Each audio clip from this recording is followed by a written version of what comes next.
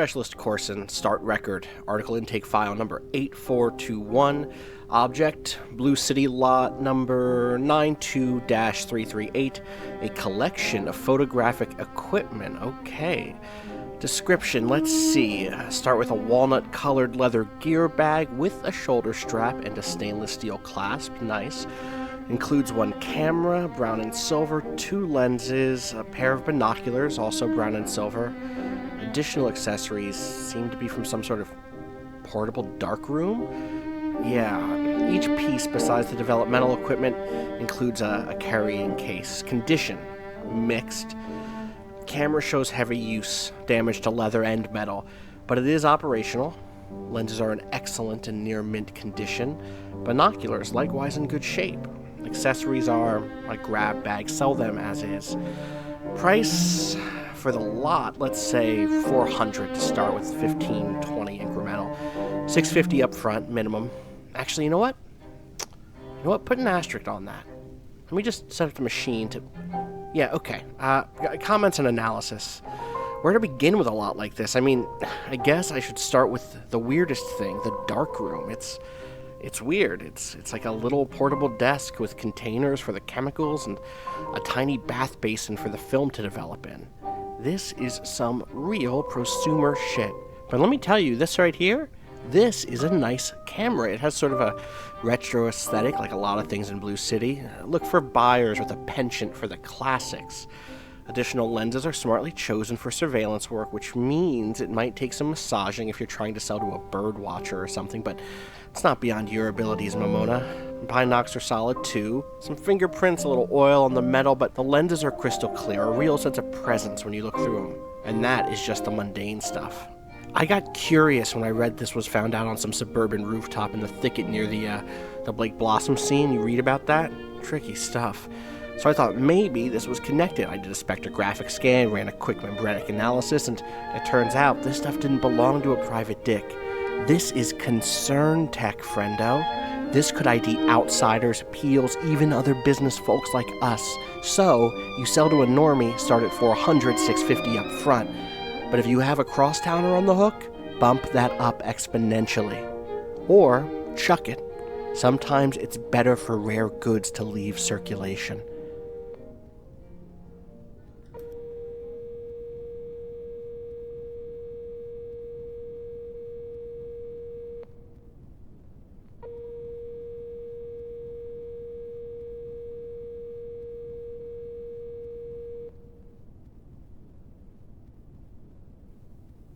Welcome to Friends of the Table, an actual play podcast focused on critical world building, smart characterization, and fun interaction between good friends. I'm your host, Austin Walker. You can find me on Twitter at Austin_Walker. And joining me today, Janine Hawkins. You can find me on Twitter at Bleating Heart. Keith Carberry. My name is Keith J. Carberry. You can find me on Twitter at Keith J. Carberry. You can find the Let's Plays that I do at youtube.com/runbutton. Ali Acampora. Hi, you can find me at Ali_West on Twitter.com and find the show over at Friends_Table. And Jack DeKeat.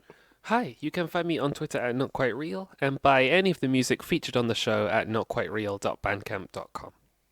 Thank you again for supporting us by going to friendsoftetable.cash. And today we are going to continue our game of Lacuna by Jared Sorensen, along with some additional elements hacked in from Tech Noir by Jeremy Keller. You can find both of those on the internet by doing a search for those things I just said. I didn't read these last time, but my agenda is to make Blue City seem frightening and afraid, to fill the player characters' lives with intrigue and mystery, and to play to find out what happens. And I can do a quick summary so that we're all on the same page. Does that sound good? Mm-hmm. Okay. Yeah. So you are all agents of a group called The Concern, which patrols the 2 cities that we've introduced, Bluff City and Blue City, for strange behavior and phenomena. Of course, there is a complication, which is that The Concern is in a state of endless Cold War with itself. There are Bluff and Blue City divisions and factions inside that are trying to influence each other's cities, and also prevent the influence of the other cities on them. You are a Bluff City team that is being sent to Blue City because an expat from Bluff City named Blake Blossom, who was an actor, in Bluff City, who was in our game of the 86, actually, wound up dead in Blue City. You have 3 goals. 1 is to identify the cause of his death. 2 is to find his final film, which is something that it seems like a lot of people are after. And 3 is to bring his killer to justice. There is a little extra wrinkle to this. 1 is that Agent Page and Agent Ryder, who we know from previous games as Florence and Chris, are on the lookout for Hector who we also know from a previous game, who also was a member of the Concern, named Agent Squire. He is somewhere here in Blue City. Florence was even directly in contact with him by way of some postcards, which maybe some of you have seen, or will see.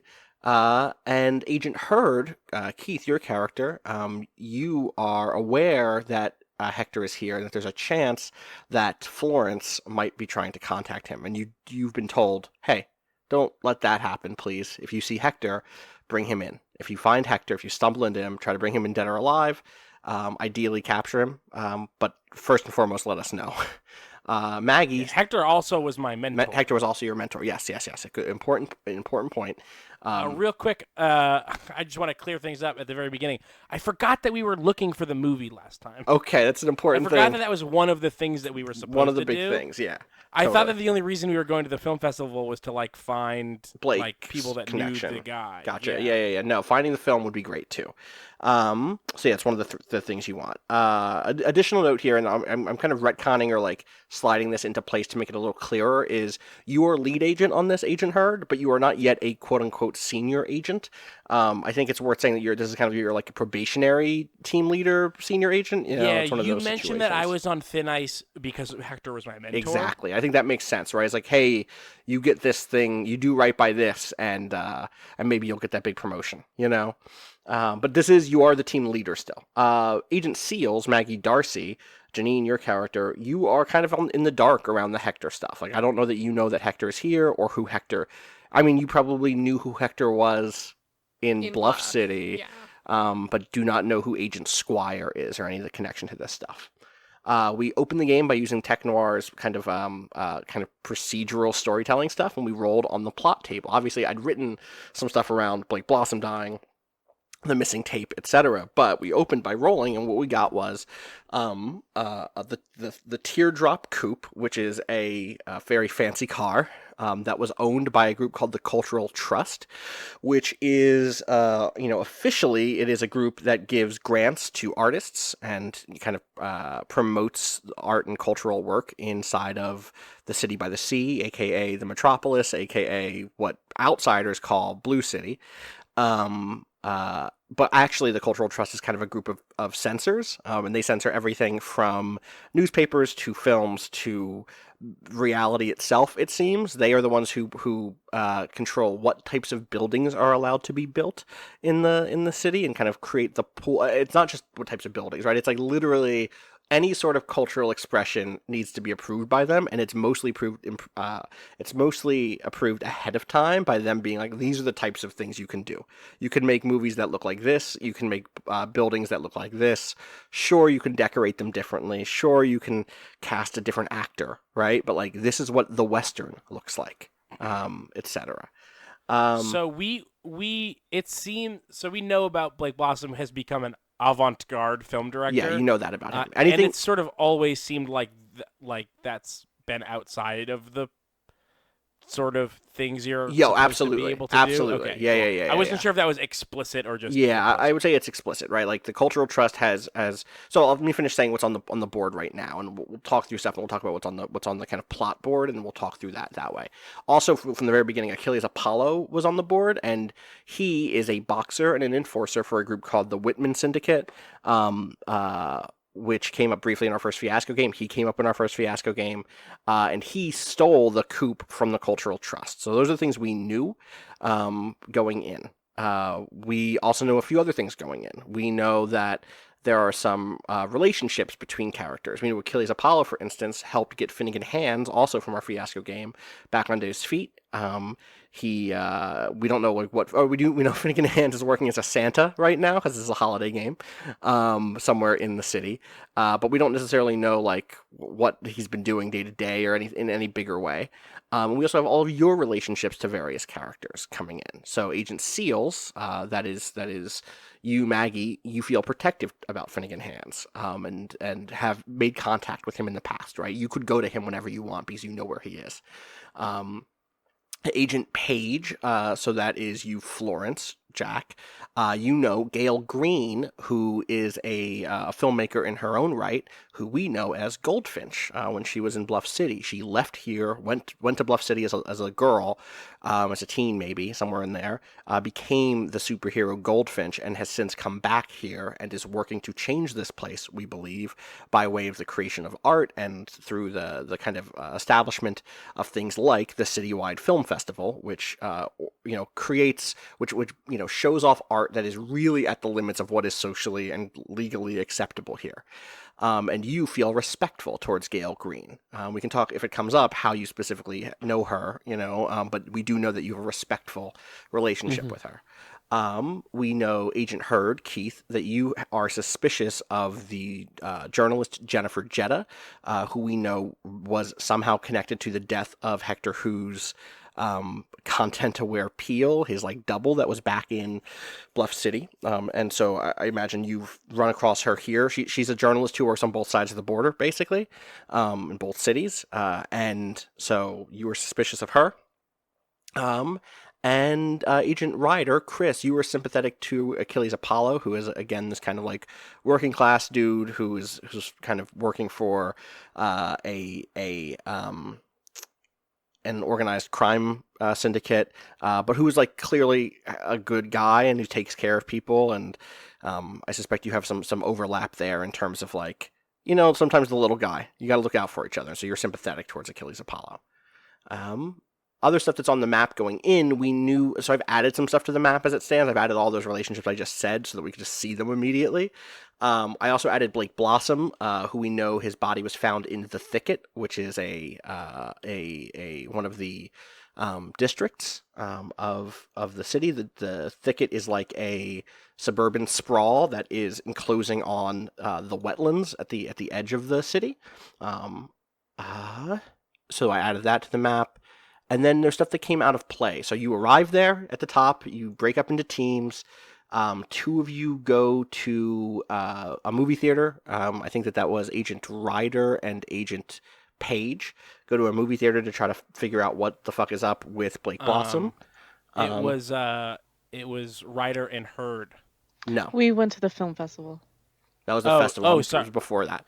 Agent Ryder and Agent Page go to the movie theater to try to find info on Blake Blossom, which is where they find out that Blake Blossom's is scheduled to have a film in this Citywide Film Festival that Gail Green is organizing. And both Agent Hurd and Agent Seals end up connecting with someone named Mike Truck, who runs a souvenir shop, and manage to get some disguises for everybody. Then you do split back up into two different teams, which is Ryder and Hurd. So Keith and Allie, you go to the film festival and find out that Gail Green has the keys to the car that Achilles Apollo stole from the Cultural Trust. And you know where that is. It's in a car park. It's in Southern Car Park, Floor 7. And then we also saw Agents Page and Seals go into Standard Town, which is kind of the kind of like nightlife district, but also kind of a low income area. Lots of like blend of rural and urban.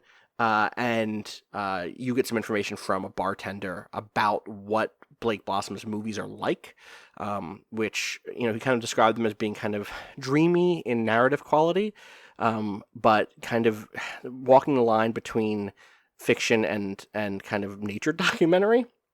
They were a lot of them were shot out in the thicket, in the kind of more natural environments, the areas that were being slowly paved over. And while there, Agent Page, Florence, you get a call from yourself, it sounds, who is saying that you're on your way to try to find Hector Who.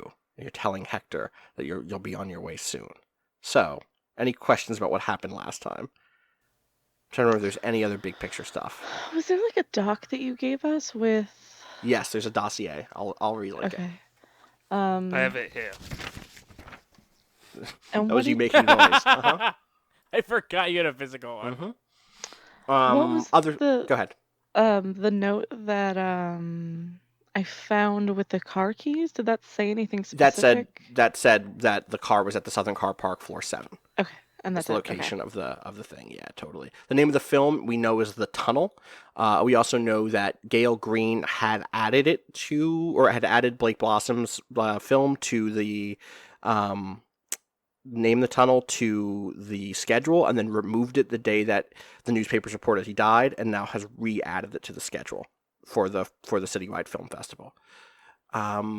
Last thing here is I went back and I had to raise static a few. I re-listened to this episode, and there are places where static, which represents sort of things going weird in Blue City, I've raised it a couple of extra points here for a couple of reasons. So one, it raises when you fail the first roll when attempting an action. So if you're trying to climb a fire escape quickly and you fail the roll, I raise static by 1. If you continue to fail that roll, I don't continue to raise static in that sequence. But the next time you do a new roll, and if you fail it, I'll raise it. You use a technique except for seniority, which is used to reduce static. So that is where I had to go back in, and I added a couple more static points for that because of using the judge skill, the judge technique, which lets you know if someone is not lying to you, which So all techniques raise static. except for the one that lowers static. Seniority. Yeah, totally. Cool. Like, listen, doing cool shit means someone might notice, right? The world might notice. And so that was Agent Seals. You used it to make sure that I think Jerome wasn't lying. And then also what was Jerome's last name? It was good. Gride. Romy Gride. And then Agent Heard, you used your identity technique to talk to Mike Truck and to get disguises for yourselves. And then finally, there's other places to, just so you know there's other ways to raise static. It's when you're insubordinate to a lead agent or fail to perform an order. That gives you 1. And then when you come into conflict with each other, that's +2 static. That's anytime you're making an agent versus agent roll. So like disagreeing isn't that. But once it comes to rolls, it is time, static will start to go up. And you'll get an additional +1 if other agents join into that conflict. And then you gain static if you encounter a crabman, if you encounter a concerned agent from the other side here, right? From the blue side here, basically. You also will get. They wouldn't look like crabs to us because they. I don't know. Home territory. I don't know. We'll talk about it if it happens, right? Like, Yeah, we'll figure it out. You're not from here. I don't know. We'll talk about it. Because the thing to note is like Finnegan Hands doesn't look like a crabman to people here. It's people who like are here from the concern, who come in via the way you come in via the concern, who come in with the concern's equipment and shit. You know what I mean? So yeah, who could say? Then there's some special causes that are mission to mission. In this case, the ones that you have to be aware of are refusing orders from the concern directly, specifically around like Heard. You would create static if you saw Hector Who and didn't bring in Hector Who, right? But also it's against what the concern wants. Has told you, yeah, exactly. In that case, that would be being insubordinate to the concern. And then there's also things like inquiring about unrelated personalities or agents. So if you were like, oh, I'm going to start digging around about the concern, that would start to raise static here. And then there's one more point that I gave because there's a point at the very end where Florence gives away her real name. Romy says, "Oh, is there a Florence here?" And Agent Page, who should be going by Agent Page and not letting even her own partners know her name, was like, "Oh yeah, that's me. I'm Florence." And so that added one more static. Never mind. Okay. So, and let me tell you how that looks, and we can talk about where we pick up. It's totally up to you. We can do a little tiny time jump if you wanted to be like, oh yeah, it's an hour or two later, we're meeting at the diner or something. You know, like that's totally fine by me. But wherever we are, the clouds have gathered and it has begun to snow, which is not a thing that happens that often in Blue City. Bluff City gets snow in the wintertime all the time. It's definitely a snowy place. Blue City is not. Blue City, again, has this very Los Angeles feel. And so it's strange when the flurries start to come down. So it's not that it's not that it's cold and just not snowy. It's just warmer. I actually think. Oh, you're saying in general? Yeah, in general, the climate in Blue City is different. The climate in Blue City is. I was thinking at first when you said it doesn't snow, I was thinking like, oh, it's cold, but for whatever reason, it's just. Oh no. It's a warmer climate. It is actually a warmer climate. It's drier. It's not as it is like an LA climate. Cool nights still, but not and hot days, but a drier heat than what is in Bluff. But today, I actually think this is an interesting thing. I think the day is still it's above freezing down here, but the snow is falling. And right now it's not sticking because it's warm, but snow has begun to fall in the city. Where do we pick up? Do we want to do a tiny little hop forward so everyone's together in case people want to pair off in different places again? Yeah, let's do that. All right. So, go ahead. Oh, sorry. It was just one thing. I wanted to maybe call Apollo, but that can be something separate from the group or something I sneak away to do. Okay, yeah. So let's start with the group being back together. Okay. I kind of set up that there's this place called the Diner, which is a single entry. This is a useful thing for y'all actually, because you're not near each other right now, right? But if you find one of these nearby, you go into it, and it is the same diner across the entire city. And so you go in, and you're able to find each other there, and you get a corner booth, and you're all able to get some coffee, and there's some I kind of imagine 1950s slower rock music in the sense of it kind of being close to R&B, and so rhythm and blues are on the jukebox, and you're able to take a corner booth, and it is midday. We started at the very beginning of the day, and so now I want to say it's probably around noon, which means there's kind of a lunch crowd coming in, but you're able to get seats. Do y'all have any conversation right now? What's happening at the table? Did you guys find anything useful? Well, we found a bar. We spoke to a man called Jerome. He seemed nice. He didn't seem like he was having the best time. The bar was pretty empty, but I guess that's also the time of day when you'd expect a bar to be pretty empty. I got a phone call. Oh. Yeah? It was me. Huh. I don't know what to tell you. Well, what did you tell you? Good question. I was giving a message. I didn't understand it, and I don't remember giving it, but it was my voice. Is that true? I think. It sounds like what you said last week or a couple weeks ago or whatever. I mean, I suppose I do remember giving it. I just don't. Florence is not saying this. This is me. No. Yeah, me. I suppose me I and you, do Jack. remember giving this, but I guess I don't remember. So here's my question: is one of the things that's interesting is we've kind of plotted out Florence's life to some degree. We know that she used to be a cop in Bluff City. We know that at some point she was a concerned member, right? Yeah. And then Previously, and then in Norlandia she wasn't and didn't remember being one. Yeah. And then we have this series of postcard stories, which broadly are about her being instructed by Hector Who to get back involved with the agency, right? Yeah. With the concern. And here's a little tricky thing that we did not talk about yet, which is the call that she makes that shows up in the end of the beginning of the third Masks game, the Masks intro. Hector refers to that in one of the letters to her. But it's before she knows what the fuck it means. Is that just time being weird in Bluff City? Did she send that before she forgot who she was? Did she send that after all that stuff, but it just got to him late?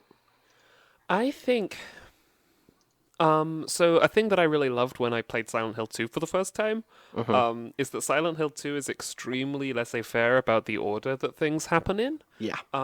There are some incredible moments where a character reacts very normally to something truly horrifying happening, and you're like, that's weird script writing. And then later, the character has like an extraordinary reaction to something else, and you realize that what they're reacting to matches pretty perfectly with what they saw earlier, and it's as though Right. the reaction was delayed by like an hour and a half and like a completely different location. It's so strange. Like you're watching, it's not just that the timeline is messed up, it's as though bits of the script are occurring in the wrong order and in different places. And so I think Florence probably has a memory of giving this phone call. Right. In the same way that I have a memory of a summer sometime between 1995 and the year 2000. But if you told me what summer was it, what year was it, I'd be like, I don't know, it was a summer. Except this is really concerning for Florence. This is not a happy memory. It's a Right. it is a very painful memory, or a memory in which pain is being expressed. And so I think Florence is there, like, I can remember this thing. I don't know if I dreamt it. I know it happened at some point. It's this very disconcerting feeling.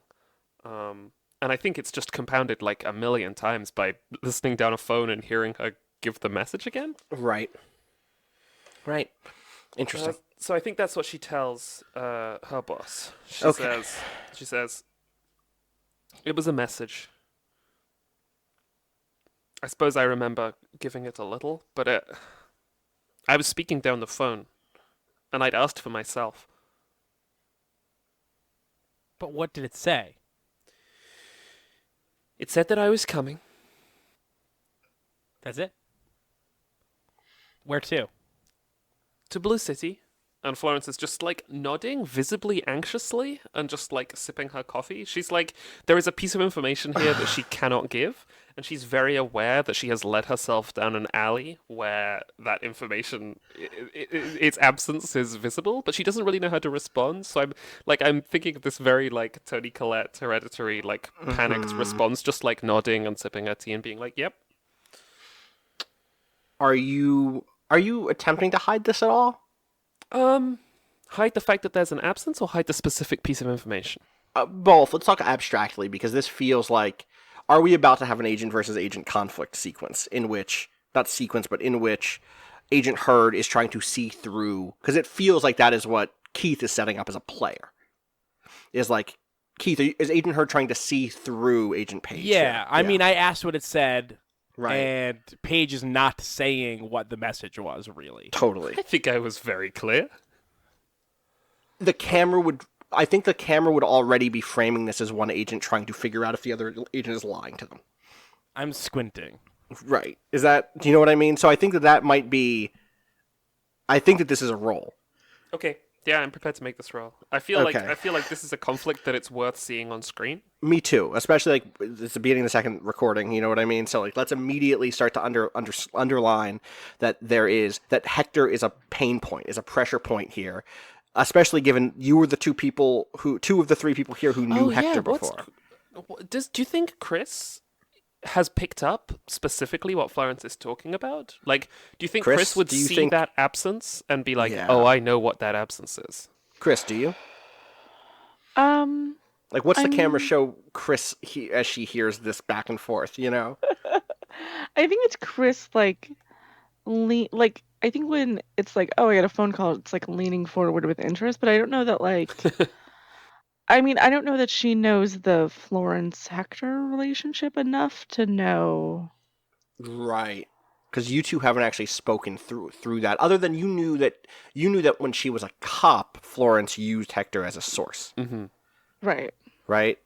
But you two haven't had the time to sit down and be like, oh, we should get Hector. We should find him. He's here somewhere. Do I know Agent Heard's, like, conflicting interest here? Is that a thing that you know that I mean, they probably know that we are supposed to capture or kill. They would not have been told No? Hector who ever, unless you told them Blue. this. Yeah, Hector is off the charts, deep cover, right? You've heard people say that Agent Squire is like level black. Don't Right. fuck around. And so they wouldn't even know. No one would have trusted them to say Hector who might be in Blue City.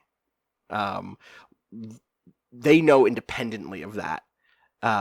Which to me means that they must have talked about it, right? Because we know that Florence knows because Hector reached out. We don't know, unless Hector reached out directly to Chris also, we don't know that. So, or rather, she wouldn't know. So maybe there was an exchange of information. Like, did Florence, did you share the postcards with Agent, with Chris? Not at first. Okay. But then as they became more concerning, I think that I was like, I have to show this to someone. Right. All right. So then, yes, Chris, you know enough to know that there is. I think you could suspect that some Hector is involved here somewhere, right? Yeah. As part of the stuff being elided. Yeah. To do this conflict, to basically see if Agent Hurd buys into your kind of deflection page, you should both roll your instinct, which is what do you each have? Keith, you have a 3, and you both have 3s. You both have 3s, and neither of you has a talent in instinct. So it's 3d6 for both of you. 3d6. Yeah, Okay. the agent that rolls highest wins the conflict, unless, and we'll get there. 13. All right, so increase your heart rate by 13, which I think will push you into. 9. Okay, so a couple things happen here. One, both of you increase your current heart rate. So that's Florence, you go up to 79. Hurd, you go up to 96. 96. Wow, you had plus 13, right? Okay, so that puts you square in the middle of your. I think that was my first roll. I think you'd won more because you wouldn't have been at 83. You would have been at 70. Oh, before. yeah, I did. Yeah, I think you you're go to right, 12 I did. before. So that is you are in your peak now. You're like good heart rate, which means Keith, you get to roll as many dice as you want to until you fall out of your peak. Cool. So here I want to explain something before we move on forward. The agent that rolls the highest wins the conflict unless an agent wishes to escalate the conflict, in which case everyone who wishes to continue rolls again. This generates more static, 1 more point per agent rolling again. Agents are free to drop out of and forfeit the conflict any time before the dice are rolled. If the agents are engaged in life-threatening behavior, the risky action rule should be used. This is not life-threatening behavior, though. So static goes up to 6 immediately, and the way that you hear that is literally you hear it. There are the sound of trumpets and trombones and tubas and drums out in the street, outside the diner, and a marching band goes by. And above it is a giant float on strings. What is the float of? What is like the most, like so benign it's creepy holiday float that you can imagine? Is it just like just a sideways businessman? It's a businessman who's got Wait, what is going on in America? Holding a shopping bag. Holding a shopping bag. Yeah, it's us. We're celebrating. Yeah. And that's our visage. So that's the first one. celebration. That is the first thing you see here from the parade, which is not scheduled for today. So it's the static going up. Just like snow around I think the I missed. I thought businessman. I thought static only goes up if I chose. No, someone it goes up chose- as soon as there's a conflict roll first, and now it would continue to go up if Agent Page says, "I want to escalate. I want to continue." I do not. And this is a neat little mini game here, because this is a for real game of chicken, especially with your lead superior officer, your superior agent or whatever. Because if I'm reading the rules right, Jack could say, "I want to escalate," at which point Keith, you could say, "All right, let's escalate," and then you immediately get 2 more static, and you both have to roll again, and your heart rates would continue to go up. Or Keith, you could say, "No, I'm not going to escalate. You win," at which point no one's heart rates go up and the static doesn't, but Jack wins the encounter because he's played chicken harder than you. willing to risk more, Which is a neat mechanic, especially with That's your lead great. agent, who is the one who's in charge of keeping static down. You know? I like that, and I also like that. Like these are all rules of the game that Hurd is a player in and has been. Yes. And so like Like literally, yes. Like I know, like I see the parade and like you can, you know, like, oh, maybe the rookie agents understand what's happening because they've learned about it, or just because it's like, well, we did this thing and now there's this weird thing that's happening as a result. But like, I know what's going on. Right. This is the moment when the Matrix agents like see the brick wall instead of the open doorway. And it's like, fuck, Yeah. it's changing. Or when, you know, whatever happens in Inception that does the same types of shit. Of just like, oh, the world around you has changed. That indicates that something in this dream is slipping in a weird direction. So yeah, Hurd knows that when agents have conflict, the world around them fucks up. Right. But in this case, you've won this encounter. And Agent Page is not pushing back. So what's that look like? Florence, how does your guard fall apart here? I think we physically see Florence kind of deflate a little. There's been an aspect of this phone call that she has been able to treat with some level of professionalism. She's been able to go, I experienced a strange thing in Blue City. Right. But then as soon as the tiniest grain of scrutiny is placed on what it is, and she realizes her mistake in reporting it as part of, you know, regular business, we just see her shoulders like slump, just visibly deflated. What was the message? It was to Hector. It was to me. The voice asked for me, but I was speaking in the message. I was speaking in the message to Hector. I mean Agent Squire. And I said that I was coming. Wait, hold on. Does Florence know that? I thought that's what Florence didn't know. No, Florence does know that. It was the thing of like, it's a painful memory, but it's a vague memory. Doesn't really know when she sent that message, but does know when it was. Okay, right. But this is definitely news to you. No, you knew that they were in contact. I would know. You knew that they were already in contact. This is Florence being like, oh yeah, we were in contact. Admitting yeah. I don't know. There's a play here that I don't know if I'm willing to make because I think it would result in a what do we call it? Conflict. Where it's just Florence playing this off as a weird thing happened to me, but I think her presence. Oh, sorry. Go on, Ellie. No, it's. I was gonna say if there was like a way for me to interfere or escalate, like sideways by being like, does this have to do with this mission? I think you can just make that. I mean, let's. I think you should jump in and do that and see what happens. But let's get the immediate moment of the deflation beginning to happen first. Do you know what I mean? Yeah. Mm-hmm. But we also spoke to Jerome, and he talked about Blake Blossom's films. And I feel like that can be written down as a success, sir. We learned that he makes these nature films, these beautiful nature films. Really, I would say that the call towards the end of our interview, really I would describe that as secondary. In terms of information that I feel is important for us as a collective. Right. So primarily a description of a movie and then a message from you to Hector. Well, I'm sure Agent Seals could corroborate. Seals? Agent Seals, yeah. Yeah. Okay. Look, it didn't seem like a thing, you know. She was on the phone for a bit and then she was off. And seemed on the level to me. Seems on the level to me too. Okay, let's. Ryder, you're just gonna let this one ride out. That was not an intentional. Yeah. I mean, I guess it passed already. Yeah.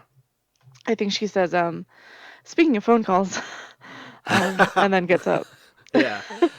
Keith in chat says, do we know the static levels or is that hidden? You know it because it's public. It's in front of you. It's a static 6 right there. Sorry, no, I mean, do we know like where the breaks are? 5. When does 9 become the next biggest, worst thing? 10. 10? It's 5, 10, 15, 20. And 20 is wild. What I'll say is like as agents, you wouldn't say, oh, this is like a static level 6. You would say like it's starting to go. Do you know what I mean? Like, I mean, maybe if a doctor sat you down and said, on a scale from 6 to 20 or from 1 to 20, where would it be? You'd be like, 5 to 8, somewhere in there, 5 to 10, somewhere in there. Right. But it's static, and we understand it in terms of that there's static. Yes. And you know that things can go truly strange once you get over 15. Really, even once you get over 10, it's like, wow, this is the strangest day I've ever had in my life. Once it's over 15, it's like, this is not a real place. This is a fake. This is all truly Yeah, it's wrong. fucked up because we basically haven't played this game yet, and we're at 6. Getting going. All right, Does so... anybody have seniority? No. Cool. Achilles Apollo. Agent Ryder, you going to go make that call to Achilles Apollo? Yeah. Okay, so you just like sneak away to like a little phone booth.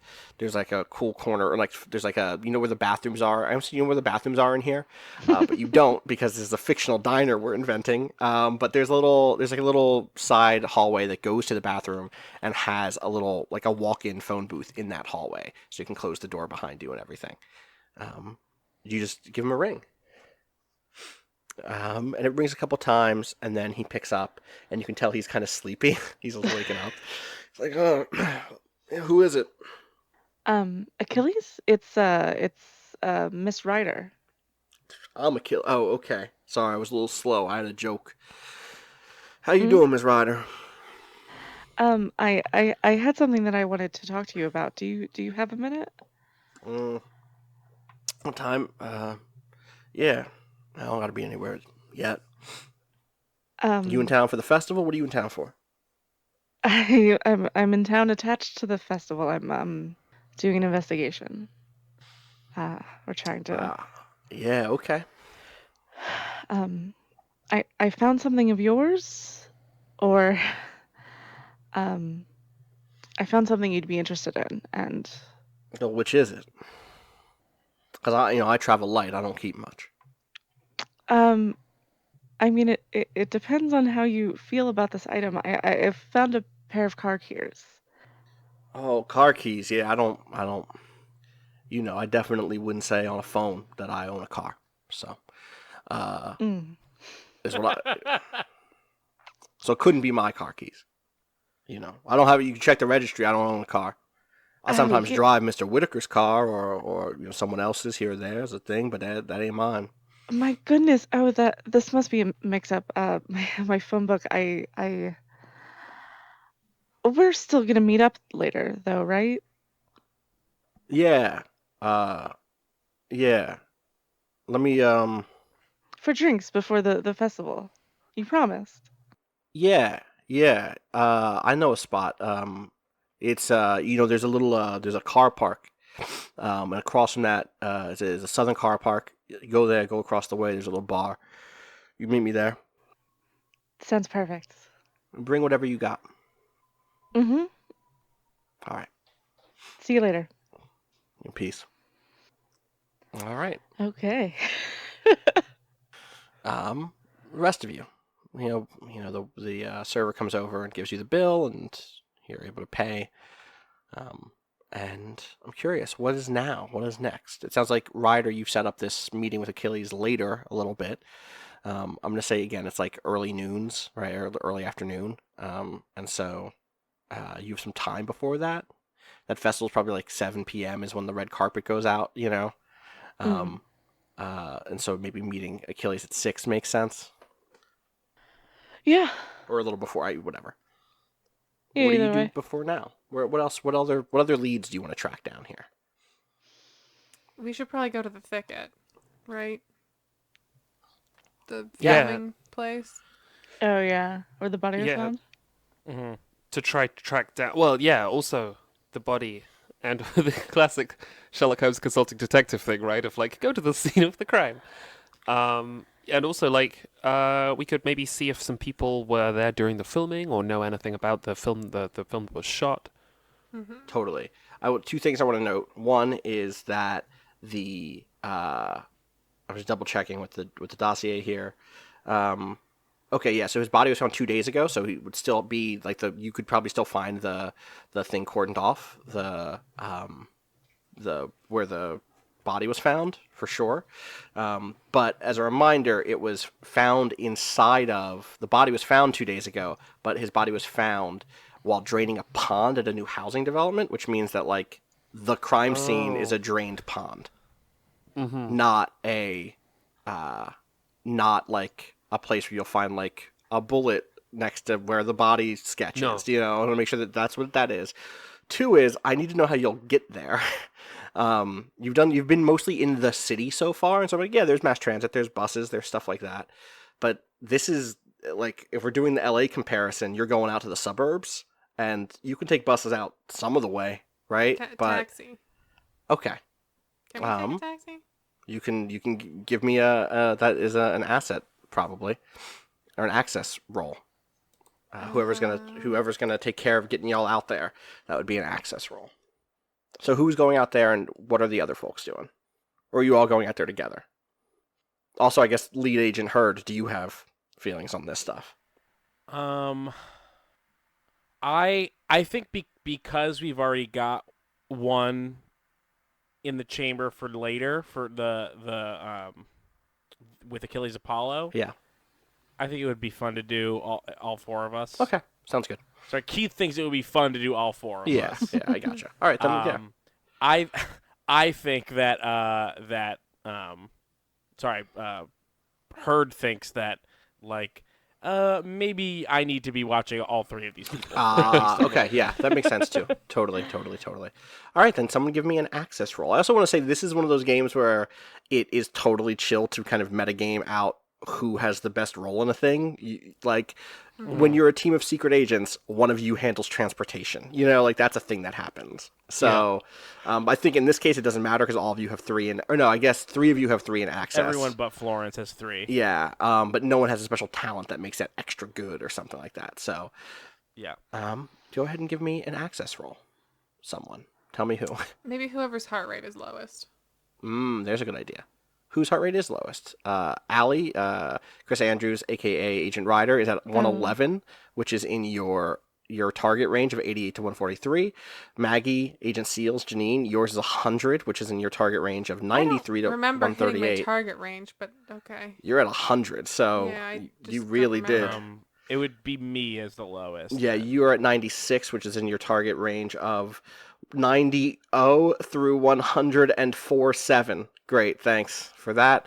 And you can roll as many dice as you want, right? As many dice as you want. And Jack, all of us can. All 3 of us can. You are the lowest in access, but for the record, you have 79 heart rate, which is below your peak of 85 to 127. I'm a good liar. Just one question before we move Absolutely. on. If the body was found, do we know any information about do we have access to a coroner here? Yeah, it would be an access roll, right? That would be so. I'll go over these stats one more time, just so that it has been a couple weeks since we played. Not as long as it's been since between masks sessions or anything, but. You have 3 stats: force, intuition, force, instinct, and access. Force is doing things that are. I'm now just going to read from the book, that way we get it right.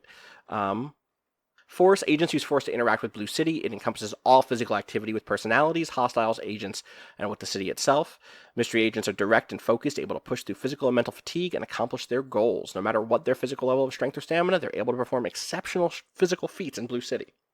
They can also be brutish, short-tempered, and quick to anger in times of stress. Instinct defines how an agent perceives Blue City. It covers perception, reaction, and intuition, and is primarily used when the agent relies on their judgment and experience to gauge a situation. Mystery agents are sensitive to their environments and are trained to see carefully, observe, and react to those environments. They rely on hunches as much as cold, hard facts, and are able to make critical decisions without hesitation. Of course, this can also lead to impulsive behavior and paranoia in unfamiliar situations, especially when those instincts are misguided. And access, which determines the agent's ability to requisition material and information from control. It represents personal charisma, resourcefulness, and pull within the company. It also describes the agent's familiarity with the map and affects the agent's ability to enter and leave Blue City. Mystery agents are adept at navigating the bureaucratic maze of the concern, and at, I said the company before, but that should be the concern for us, bureaucratic maze of the concern, and at procuring equipment and information for missions. They gain a feel for the terrain of Blue City, and this can prove beneficial when traveling or when entering or exiting. Agents may feel disconnected from the surrounding after spending too much time in Blue City. Other potential hazards include cynical attitudes towards management, a feeling of hopelessness as case files stack up, and petty political squabbles with their peers and superiors. So this is definitely access. And I think finding a coroner or something would also be access. If you like went to the police station and were like talking to people, that would be instinct. But just being like, oh yeah, I know someone, I can call on someone, basically would be access for sure. Or being like, hey, control, can you put me in touch with someone who blah blah blah blah blah would also be access. Okay, yeah, because I was wondering, like, as an agent, if that would be part of the, If you were one of the Bluff City agents working in Bluff City, you definitely have people to call on instantly. I wouldn't Okay. even make you roll on it. Do you know what I mean? Like that would be like, Mhm. oh yeah, this is your home turf. Here, it's dicier because this is not your home turf. Even though you're still part of the concern, like it's like it would be like going to. Okay, do you ever see like any movie or TV show where there is interdepartmental like beef between like the state police and the local police, or the federal government, like the FBI and the local detectives? It would feel a little bit. Anything that's ever had both of those things. Yeah, it's anything that has those two things. Or The Mentalist is one of my favorite examples of this because it just goes it goes both directions in 7 ways, like up all the way up to like FBI and all the way down to like the local cops hate the city cops, hate the FBI, or hate the state police, hate the state detectives, hate the prosecutor. Like it's great. What a good show. Anyway, so yeah, I think this would be an access role to know a coroner who you trust enough to meet with out there or in an office somewhere. I think for the sake of like brevity and focus, it would be cool to meet someone who meet someone at the crime scene. Do you know what I mean? Yeah, I was gonna say, like, even just Chris, like, in the back of a bus, like, twirling her weird watch and, like, having, like, Yeah. a keyboard in front of her that, like, isn't a real keyboard, Yeah. or, like, Super is like a a tiny portable typewriter that she just Mhm. brings on missions or whatever, just being like, "I should get in touch God, with like someone while we're on the way." a briefcase typewriter type situation that you're able to bust out. I think that okay, so Don't sorry to stenographers have like little half typewriters? Mm-hmm. Yeah, I had I don't know if you guys remember when I had that Buick with the touchscreen in it. Mm-hmm. One of the things that I was trying to do that I got, I don't know, I didn't get nowhere with it, but I was trying to put a second screen in where the tape deck is. I remember, yeah. And I one of the things that I bought was like an old like just the number pad part of a keyboard, like an old IBM keyboard. Real quick, shooting out I9 messages on an IBM keyboard, very funny. Yeah, Allie, it sounded like you had something. I just want to know what you were. Yeah, what you were there. thinking of. I was just pulling up the link. There's like specifically a Caboodles makes a makeup case that's like it's really thin and it's long and it like opens up and there's like another shelf in there. Mm-hmm. And I'm almost imagining something like that where like the keyboard's the bottom part and then the top part is like ink and like where the like whatever bit is, and then the top is like one of the screens that Keith was saying. Yeah. It's just very portable. Yeah, I'm into it. Here's what I like. I like this. I didn't stenography. Is it a lawnmower? Hold up, 1 second. Oh, it's a. Jeez. Yeah. So this thing that you just linked, Janine, is this like stenographer keyboard. I didn't realize that they were like they don't have just keyboards. They have like.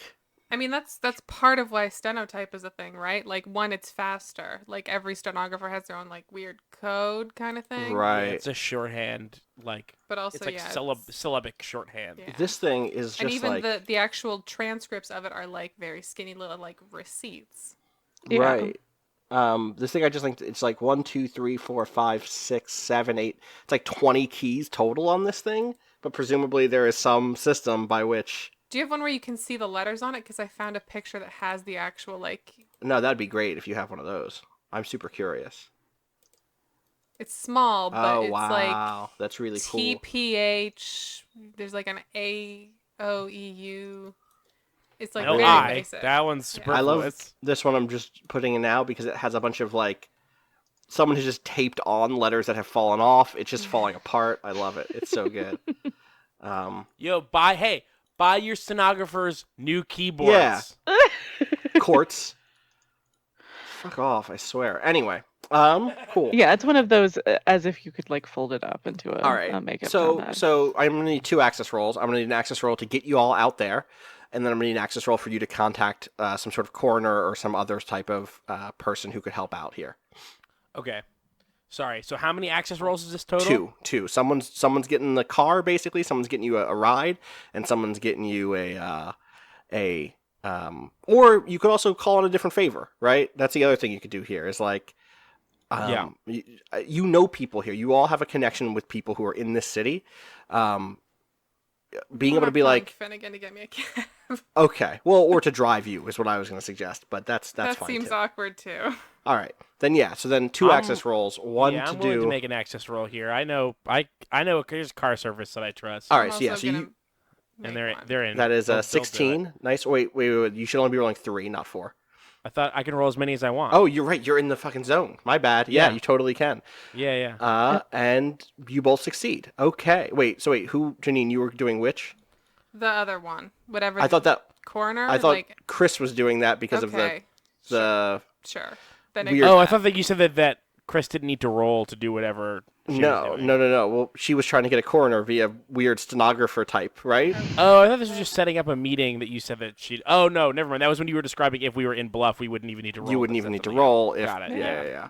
So let's let Chris do it here. Just to, Okay, cool. Thanks. Fail that's a anyway, bad roll. I That's a think, 7. yeah. Let's resolve these in order. So, first and foremost, Herd raise your current by 16, Yeah, just doing the math. which is a lot. 106 plus 6, 112. 112. Still in that zone for now. But you succeed.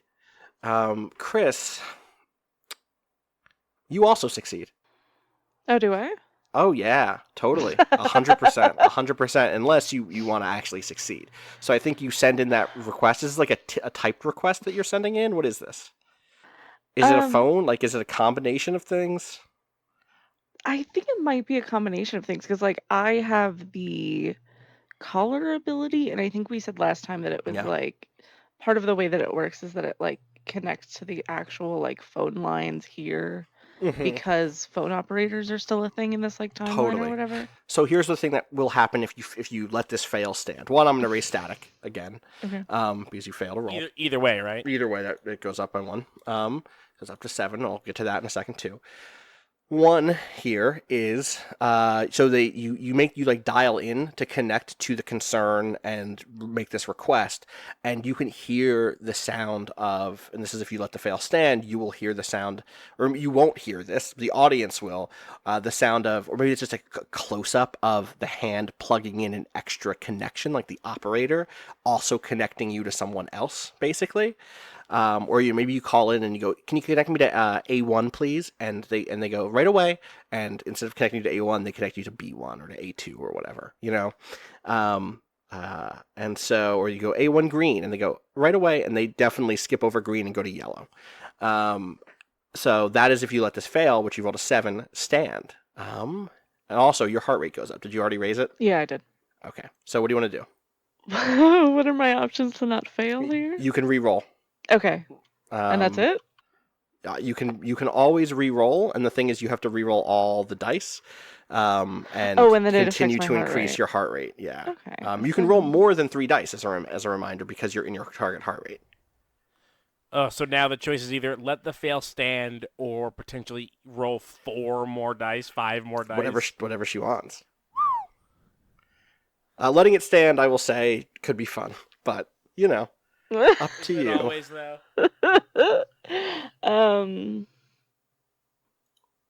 Yeah, I don't know. I guess this is such an unconscious thing. I think if it was like something where she was in front of somebody, right? Right.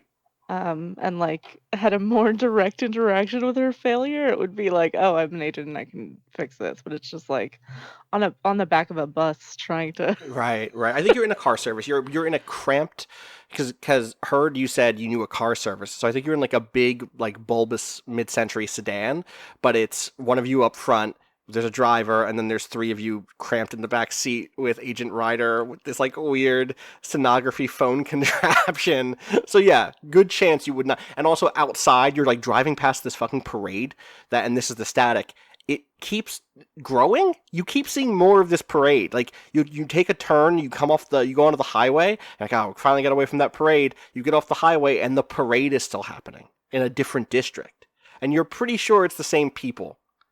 So like easy to imagine. There's like tubas playing, Silent Night or whatever. That's the wrong one. I think it's like. What if it is a super brass heavy Silent Night? Yeah, yeah, let's do it. Silent Night, brass. I bet it's great. I bet it's terrible. Tenenbaum. Right. It's just slow as a giant businessman floats through the sky. So yeah, if you want to let it ride, I'm good with that. Yeah. So what's the request you put in? God, it's a tough because I know this is a failure now, but I think that it's just like a standard, like as if I was, I think that I have enough knowledge to know that I am there are concerned agents on both sides of the city. Yeah. And then trying to be like, it's as if I was like filling out a web form that's like, yeah, I'm definitely, I can have access to this, and just like hoping that the person who would look close enough wouldn't see it, like taking like a child's ticket to a movie theater. Totally. Yeah. Love it. Okay. I'll tell you this, they won't notice that. So they get yeah, good. So you get a confirmation. I think the confirmation is just a noise. It's like in your headset, your like little one ear headphone that comes up out of your watch, and it goes just like ding dong ding, which means like, yep, the concerns received it, and you'll have it coming to you soon, or they'll meet you there basically. And the rest of the ride I think goes off without a hitch, unless someone has other stuff they want to do in this cramped car. Does the taxi driver talk? Not at all. This is completely. Agent Hurd succeeded on his access roll. So, this is a trusted car service. They will not say anything. They will not repeat anything. Unless someone fails a roll here to open that door again, I will let it ride. Right, yeah. I just didn't know if we had Blue City taxi driver conversation. Well, these guys are good. Not these guys, no. Unless you open the door, No, I think after her experience at the diner, Florence is just sort of like visibly sitting there with her mouth shut. Yeah. I think what we do get is there's definitely a moment you get off the highway, and what you do get is the driver, who is she is mid-50s, white, with like orange brown hair and big aviator sunglasses and a little cap, and she almost looks like why am I blanking on this? A flight attendant, I guess. But like it's just dry. I think maybe just straight up is a flight attendant in outfit, right? Gloves, has like a little, except instead of the pin that has the wings, it's a pin of the car she's driving. But just the silhouette of the car she's driving. There's something so good and spooky about Blue City being a place where like occasionally people will show up in only tangentially related uniforms. Oh yeah. Like you'll go into a florist shop and the person will be wearing like a butcher's smock, and it's not because it's spooky. It's not because it's like they're a murderous butcher. It's just like this is the clothes that a florist does. Yeah. Also, most butchers are not like murderers. No, I would say rounded 100% of butchers are not murderers. It's good statistics. We could round that up, though. We could round that up to 100% of butchers. So, I think there's this one moment when she gets off the highway and then is stopped by the parade again, and she goes, "I thought this was tomorrow. I'm supposed to take my granddaughter." Okay. And that's it. That's the only thing she says in the entire ride. She's upset she can't take her. She's afraid she forgot what day the parade was because she wanted to take her granddaughter to it. Before we, so you pull up to you start you come up the highway. You go past one of the parades again, and then the houses become smaller and smaller and smaller still until there's just like there's yards and there's parks and you're in the proper suburbs. And I want to be clear. You are now at 7 static, right? Yeah, you can still, 2 things. One, it is still snowing. The snow still isn't sticking to the ground, but the ground is wet. 2, you can still hear the sound of the parade off in the distance, and when you turn and look back at the city, you can see just dozens of floating businessmen all throughout the city. Oh, it's all the same guy? It's all the same one guy with like the bag in his hand, the tie, the like Big very toothy smile. big toothy smile, very carefully pressed hair, like very he's just he's the average guy. The distant average guy. strains. The distant us. strains of Good King Wenceslas playing. Yeah, totally. So that is happening all over the city, and it's just like it is absolutely a Simon Stålenhag like picture. Do you know what I mean? Just dozens of floating businessmen, maybe more than dozens, right? It's just like zeppelins, like the way you would if this was a weird retrofuturism like landscape, it wouldn't feel weird.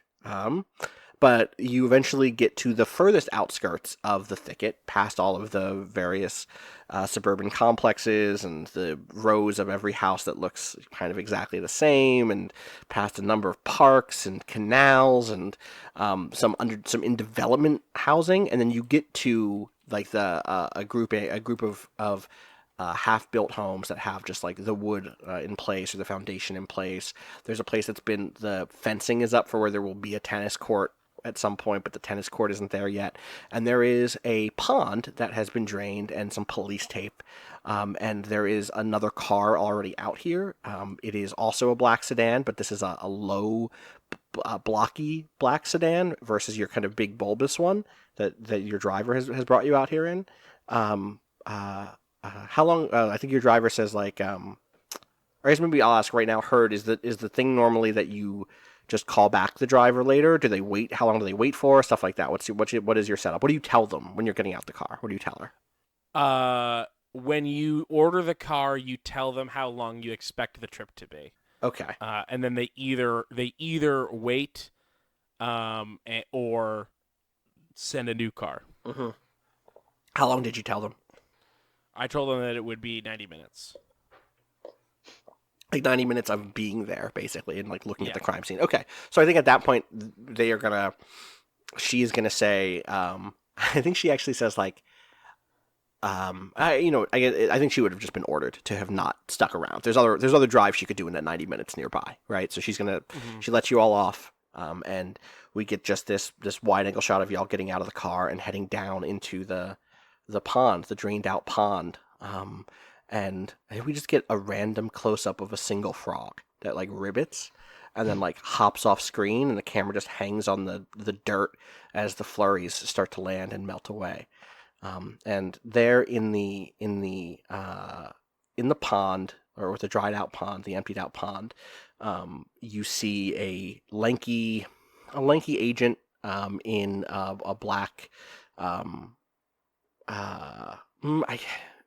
probably in a similar black suit, in just like or y'all are in just like business suits, right? You're in like business casual clothing, or not business casual, but business clothing. We're in business, yeah. I'm in a 3-piece. You're in a 3-piece suit. The rest of you are all in like not formal wear, but business wear for which is like dresses. Is that what you're all wearing? Or any of you wearing blazers or anything like that?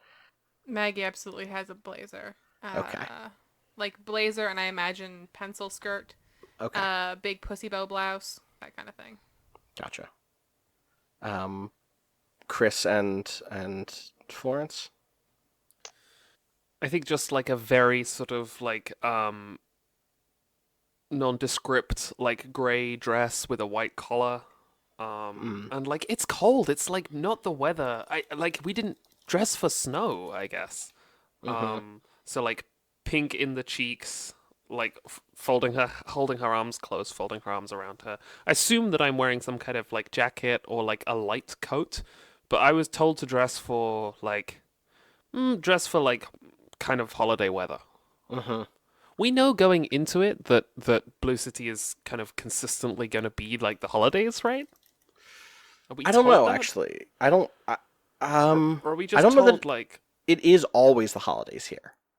Did we establish that it was always Christmas I here? think we said we talked about Finnegan being a mall Santa, and then we thought about how Yeah. like grim and funny it would be if that job Okay. never stopped, and then we extrapolated it as like the weather might Right, change. that's but right. it'll- It's the It's- perpetual between Thanksgiving and Right. Christmas phase. But it is not. I want to be clear. That does not mean the weather is cold here. Right, The right, weather right. is normally Yeah. warm here. Like today in Los Angeles, it is. Oh, don't remind me.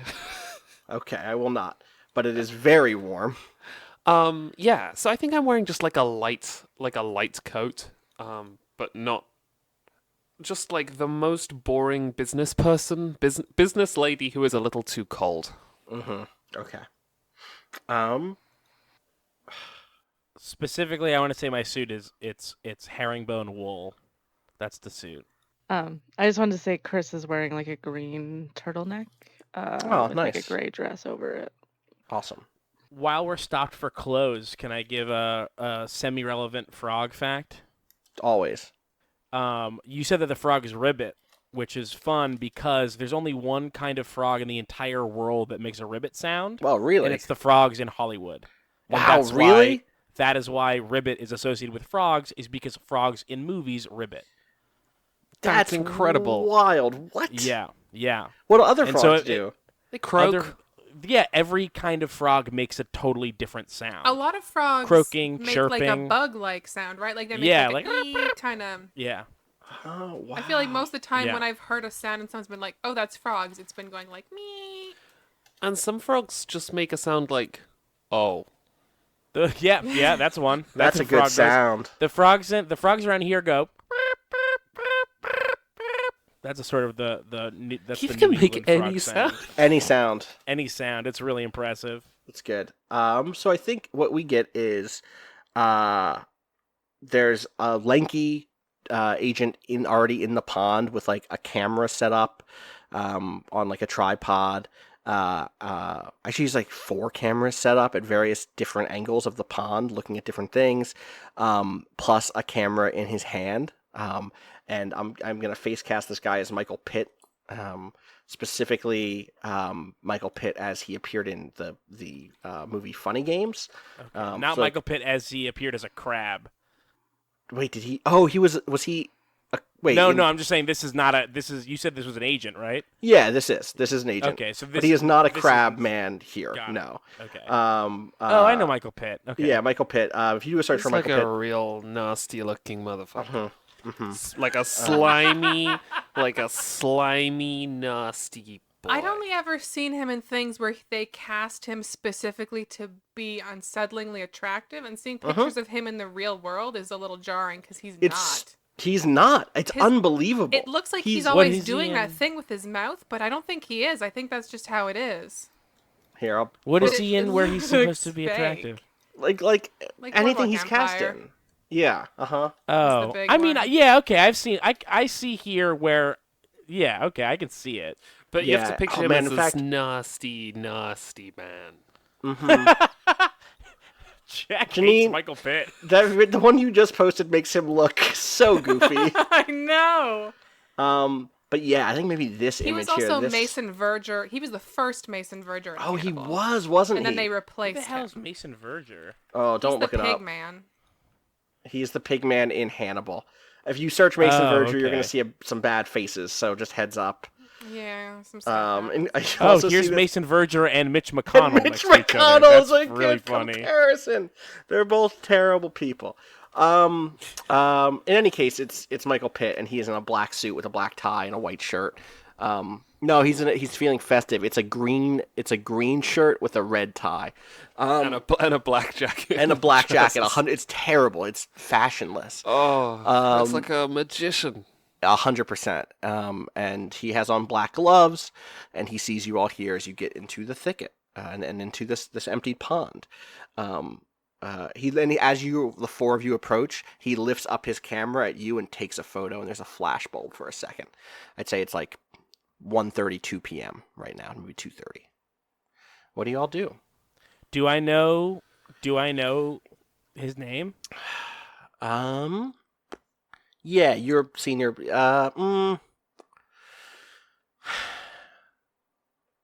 gonna say no.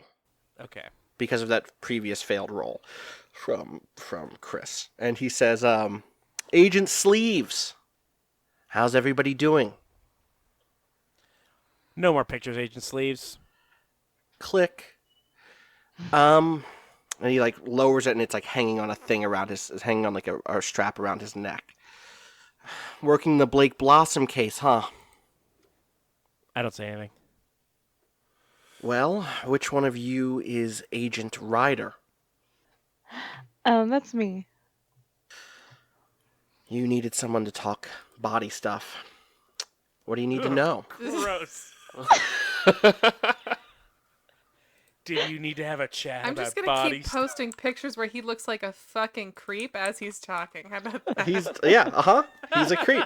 Oh wow, this jacket is a bad look. It's terrible.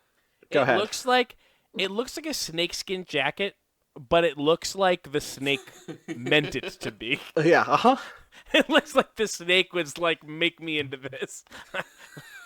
Wouldn't be the worst. Ryder, what do you say? I think if there's just she like takes a couple steps forward or whatever. Mm-hmm. And it's just like, oh well, the usual, I guess. The way the body was found, I was curious if He like steps around. He's like stepping around a spot that is not marked in the ground. And then you see that there is like straight up the imprint of a body in the ground. Like it's just a light indentation. It's not like it's not like a cartoon hole in the ground. You know what I mean? And he goes, was found right here. And it seemed as if he died by lack of oxygen. And at first we thought it was because he drowned, but you know how things go in the city. Strangulation. that's how things go in the city. Are people like looking for clues? What are people doing here at the crime scene? There are those little like police foldy number things that are all over the place. Do you know what I'm talking about?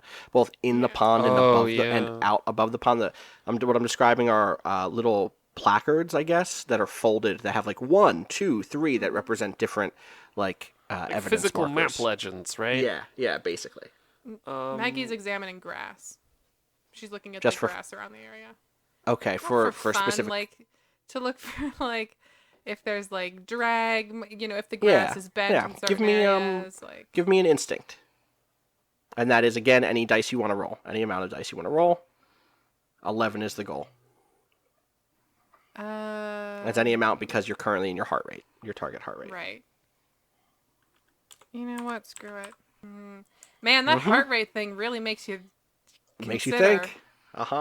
As a reminder, so once you get out of your target heart rate, you're back to rolling whatever your regular stat is. And then the other thing that's worth noting is that there's 2 other things. One, Janine, you have meditation, which means that you can lower your heart rate between scenes by spending a commendation point. Or it actually doesn't say between scenes, so you could just do that as long as you're not like Yeah, but being you need shot to find at. like a good moment to meditate. Yeah, Like, yeah, totally. I'm saying as long as you're not being shot at, but or in a chase or something. The second thing is that when you get out of your target heart rate, you have some amount of heart rate before you hit your maximum. And when you hit your maximum, what happens is all force and instinct rolls become risky rolls, which means that if you fail them, there's a chance that your related talent goes down. That's always a possibility when you're in a risky roll, even when you're in your target heart rate. And risky there means like in a chase scene on top of buildings or in a gunfight or a fist fight. But once you max out, even doing things like, things that are like risky but not capital R risky become capital R risky, Even like breaking open a door or something with a force roll has a chance of lowering your force. Oh, brutal. All right, but wait. There's things you can do here. So you rolled 46 and got a 10, so 1 immediately raise your heart rate by 10. Puts it up to 110. Out of 138 is the high point of your target. But there's 2 things you can do here. One is you have a talent that lets you have investigation. This is investigation. If you wanted to just roll one more die, you could do that. I believe that's how the investigation Oh, should I have talent already works. taken that's an extra awesome. thing? Or... No, you choose to do that after the fact. So instead of having to re-roll the entire thing, but wait, You just add a die. Yeah. Yes, you can just add a die before you do anything else. Because I don't want you to roll this and we take it back. You could also just spend a commendation point, I believe, to get a +1. So that would be 2. So, well, you only need 1. She only needs to get to 11. I thought it was 12. I thought 12 was what you No, 11 is the goal. The goal is 11. Oh, Yeah, What's okay. the cost of me rolling another 1d6? Your heart rate continues to go up. And It's just the static heart rate. goes up, right? No, static goes up if this is a failure. I'll just spend. Oh, a I thought point you said then. static goes up whenever you use one of your abilities. Oh, Like that's when meditation or that's a judge, technique. That's a for technique, instance. not Techniques. a talent. Talent. Talent is like investigation, or yours is strategy for force. Talent is tied to a stat pool, where technique is, Yes. is tied to like a mentor kind A of thing, or mentor. things like Yeah. So like Keith, your techniques are endurance and identity. Right. And then you have the strategy talent, which is used in like force stuff. Incapacitate, subdue, capture, process would be strategy. I'm just spending the point. All right, you're just gonna go 1 for 1 there.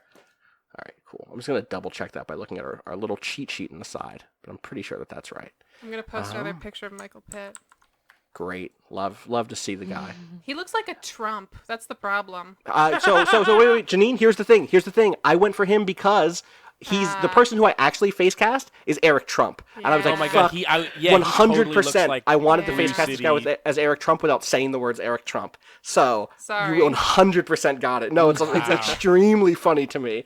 That is like I mean, listen, Michael Pitt's a weird looking guy, but that is deeply insulting to Michael Pitt. Yeah, but Yeah. say it's wrong. Like, look at him and say No, that no, it that's not- totally is. Like as soon as you said that he looks like a Trump, I was Oh, like, oh yeah, he fuck. does look just like Eric. 100%. This is a 100%. jacket on him Or, right here. Bam. Oh my god. Oh no. Wait, is it Eric Trump or Donald Trump Jr.? No, yeah, it's Eric Trump. It's Eric. I Eric has forgot the which blonde one was hair. which. Yeah. Yeah. Eric's the rejected one.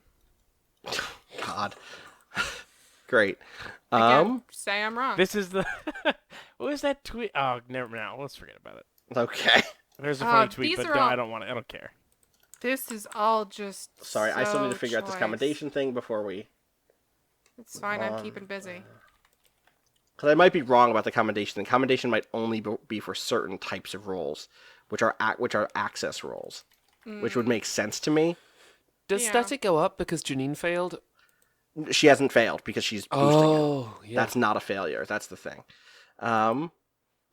Yeah, I think I'm wrong. I think Okay. commendation points can only add to access roles, which is what we did last time. Yes, that is Okay, I'm it. just So gonna you can do roll 1d6. another 1d6, and that's a 1. So And that's a 1, so good, literally I the same guess, thing. But also, I mean, that is actually ideal, isn't it? Because my heart rate only goes up by 1. Yeah, it's But I still that get is the thing I want. So that is it's literally okay. ideal. For So once, a nice 1 work. is good. Great. For once, a 1 is good. There's another thing we should be paying attention to, which is we should be making sure that no one has hit a 6. Keith, you did. What was that 13 for? Oh, that was for seeing through Florence before, right? Yeah. So you should get another commendation point because when you roll a 6, when you're within your peak, you get a commendation point. That's the only 6 we've Alright. rolled so far. Janine, you have a 6, but Added. that was not a real roll. Yeah, that so was a dud roll. yeah. All right, cool. So I think you were looking at the grass. You're looking at the grass. You're looking for signs of struggle, for bodies being dragged, etc. And you find what you would only, it is so suburban growth. It is so new development. You catch just like a few blades of grass that have been bent over and like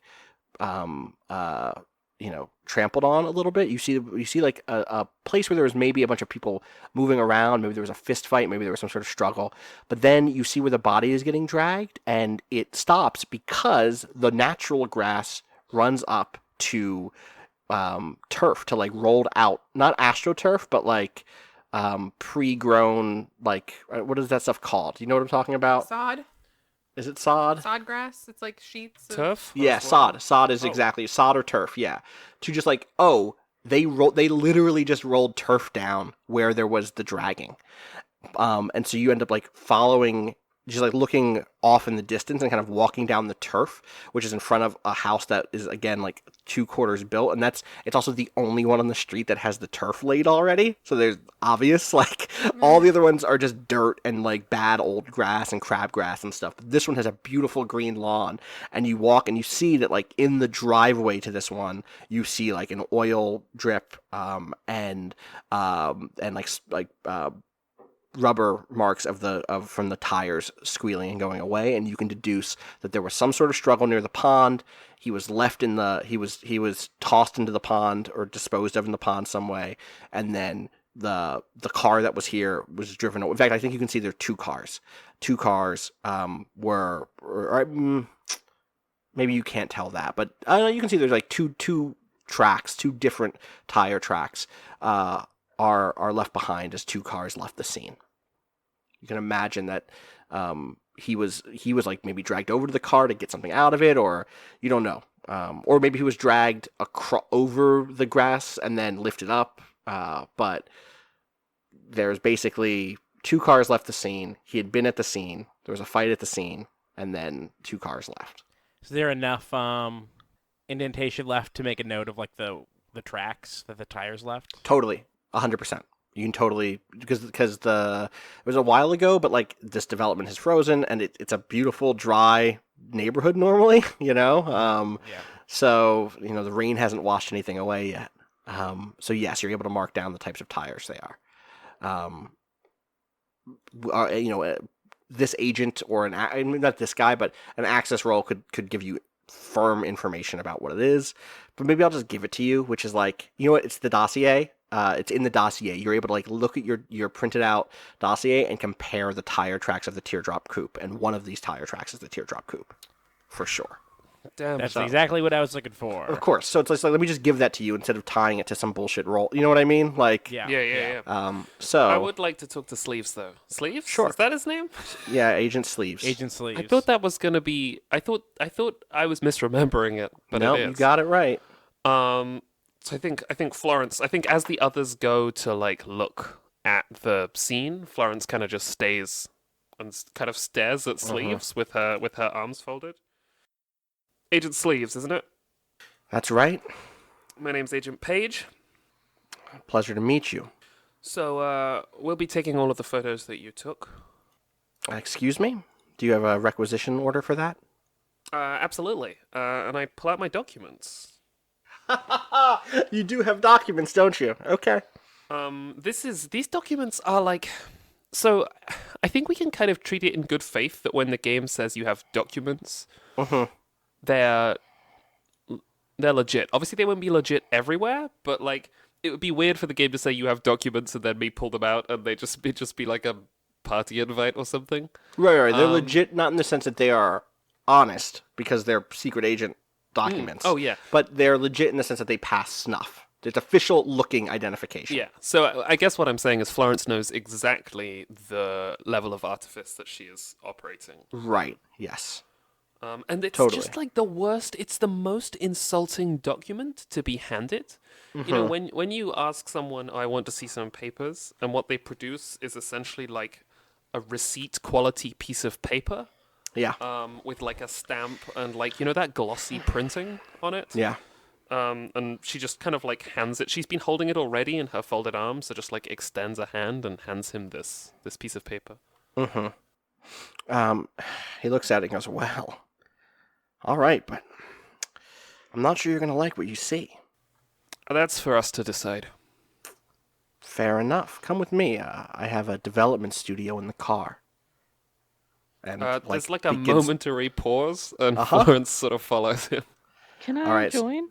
Totally. Do you see Florence walking away and just like jog to catch up? Or? I think I had still been like standing nearby or whatever, like trying to look around.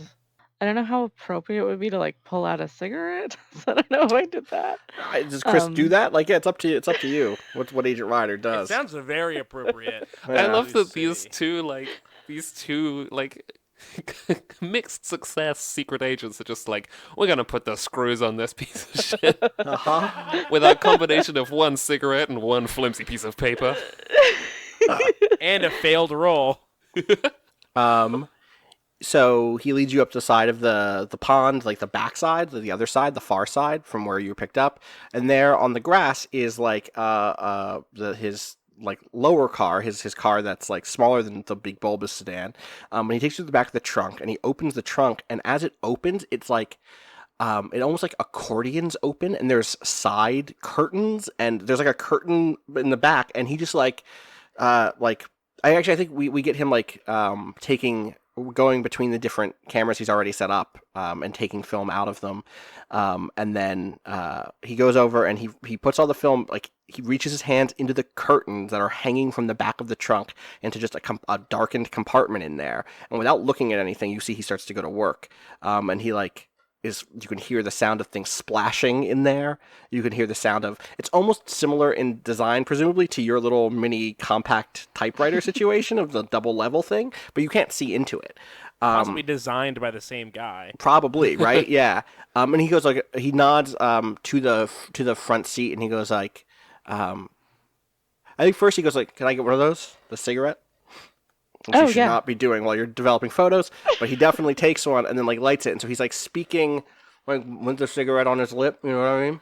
And he's like, I have some previously developed photos inside, and he like nods to the front door of the car, the front door of the car. I don't know. I think I like glanced to Florence, who's better at being a cop than I am. And like walks around to the side of the door as like you can talk to him and I'll go check this out. And I open the door. All right. So you open the door, and there's a folder. There's a manila folder filled with photos. There's like more than you can just immediately. It's like the pond. It's Blake Blossom alive. It's Blake Blossom's dead body. It's stuff from the morgue and from the coroner's office. It's like a ton of stuff about him. It's like the first photo of him when he arrived. That will be a role to kind of peek through all of that stuff. Meanwhile, also, you can go ahead and give me that. That would be an instinct roll to try to like gain information from this. Oh, sure. But then also, while you're doing that, what is happening, Florence? What's the conversation like as he's going through all this stuff? Or is he Busy day then. developing? I made it busier. I wasn't supposed to be out here again. Well, I'm sure the concern will appreciate it. So what's your read? He got strangled to death by someone who didn't like the stuff he made, which fair. You didn't like his films? No, it's. I'm just saying it happens like that sometimes. Someone doesn't like something you do, someone gets strangled. That is the logic. Fair's a strange word. As fair as anything else. He smiles and like shakes his hands, like reaches his hands out and shakes for a second, and like wipes it on. He probably has just like a rag that's hanging from the tail of the car, and like wipes them there. And then puts his gloves back on, and he says, like, he takes a long drag from the cigarette, and he says, "How about you? What's your read?" Oh, we're still at the process of accumulating data. We have many other stops today. We thought we'd stop by here and see what was going on. And you see what was going on, yeah. Did you see any of his movies? No, I'm not much for film. You know, I read the paper, and some books. I like a good piece of music, but not much for film. Spectacle. It distorts reality. It confuses the senses. You know, I've heard that from several people. Mm. It's a more common view than you'd think. Not all of us are moviegoers. Where are you from, Sleeves? You know me, born in Standard Town, but worked my way up into Countinghouse. How about you? Oh, this is now me thinking. Uh-huh. So, how do agents of the concern appear to each other when they're good question. inside their... Well, you're disguised right now, right? Yes, we're just wearing like our hats and veils and things. Sure. I mean, we have only ever seen Blue City concern agents in Bluff City as civilian. We've been civilians when we've seen You've them. been civilians when you've seen them, correct? And they look like crab people. And we know that to other civilians here, you look like a slightly different type of crab person. Hey, just in case anybody notices when the show gets released, we've been saying crab person as shorthand for horseshoe crab person. Horseshoe crab yes. person. Not that yes. we forgot that, because like horseshoe crabs are not crabs. Right, it's like a very specific type of thing. Yeah. We know this. Yeah, appreciate it. Allie, can I get that instinct roll? Yes. I'm rolling 5 because I'm still on my target. Sounds good. That's 17. Easy win, but also, boy, did that jump up your target. To God, this is a good game, Angel. actually. 130 something? 135. 135. You only have 8 left inside of your target, so the next success you get, you'll be out of your target. This is a big one. It is a big one. All right, so I'm gonna give you a nice thing, and then I'm gonna also give you some extra information that maybe would be useful to somebody else in this moment. So you're like flipping through all this stuff with Blake Blossom. What do I roll here? 1 second, let me think. Maybe I just immediately attach it to something else. This is an easy one. You see the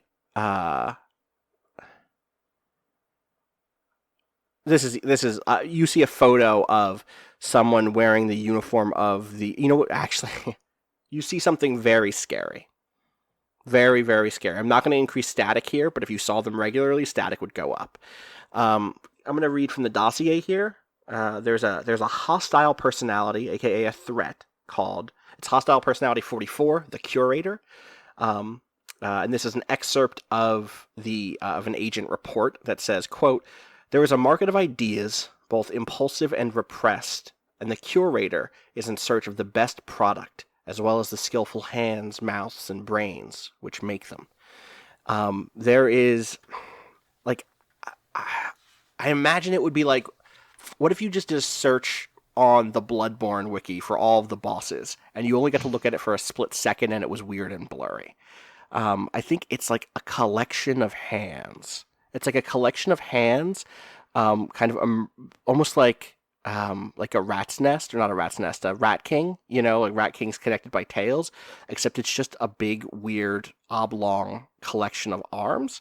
But it's black and white, and it's far away, and it's like hard to see because it's nighttime, and it is at the edges of Blake Blossom. Or Blake Blossom is like it's reaching for Blake Blossom in the dark. And at first you see like, okay, this is a weird thing for it to be here. That's terrifying. You knew that there were this folder. They were weird that this is just in this folder, and then you realize like what you were looking at is the death of Blake Blossom, which seems to have been killed by this thing called the Curator, which is again a terrifying monster, and that's part of the thing that you get. The second thing you get is the prints from inside, the photos that have been being developed here in this weird rapid trunk development suite, begin to finish and dry off, and when they're done, they like slide through a slot from the trunk into the back seat, into like an inbox style thing that's in the back seat, and you see them start to come out, and they're just like it's one of the pond that's been drained, it's one of the indentation, it's one of the section that has been where the grass is all fucked up, and then it's the first photo of y'all walking towards him. And you remember he took that one, and then he took a second one, and in that one you appear as horseshoe crab people with all of your horseshoe crab faces rather, which is weird because that disguise is not supposed to break, let alone because someone took a photo of it. And so at that moment, Florence, he says, "Oh, I think the photos might be done," and he reaches back in. Now we, the viewer, know that he is not reaching back in for the photos because those are going inside the car. Florence, you should give me an instinct roll. Are you within your heart rate right now? No, you're I'm not. Okay. No. So I'm just going to roll 3d6. 3d6? Oh. That is a 9. So that is a failure. You do not have the ability to quickly boost that quite yet, so that static is going to go up. Can we do? One second. First, we have Jack- to decide if Jack wants to re-roll it or not. Okay. First of all, you should go up. Your heart rate should bump up, Yeah, so 79 plus 9 is 88 which puts you into into my heart rate. your heart rate. Then you can decide whether to let this thing hang or to re-roll the failure. At this point, you could re-roll with as many dice as you want because you're within your target heart rate. And if I re-roll, static jumps again? No. Static jumps only in the first failure of a regular roll like this. So what's the consequence for me? So this is I'm going to say out loud is a risky action. An agent that performs a risky action could impair their abilities in the field. Risky actions include combat, high-speed chases, falling, or environmental hazards. Failing a risky action reduces the agent's force or instinct by 1 die. In most cases, control or the team leader will request that an impaired agent ejects from the mission.